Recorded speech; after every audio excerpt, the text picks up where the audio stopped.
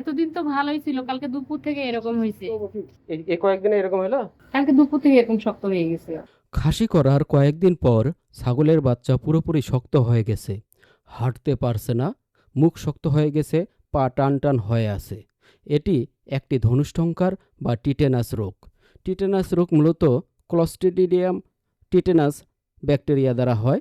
সাধারণত যেসব কারণে টিটেনাস হয়: অপরিষ্কার বা ধুলোবালিযুক্ত ব্লেড দিয়ে ক্যাস্ট্রেশন করা, অপরিষ্কার ছুরি ব্যবহার করা এবং জন্মের পর নাভি কাটার সময় জীবাণুমুক্ত যন্ত্র ব্যবহার না করা।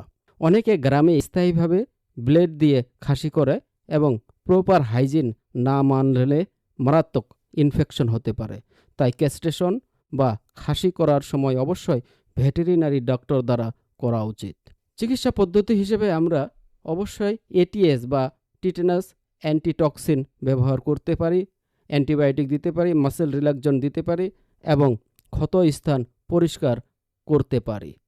ক্যাস্ট্রেশন অবশ্যই বা নাভি কাটার সময় অবশ্যই স্টেলাইজ বা পরিষ্কার ব্লেড ব্যবহার করতে হবে, অ্যান্টিসেপটিক ব্যবহার করতে হবে এবং প্রয়োজনে এটিএস ইনজেকশন দিয়ে নিতে হবে।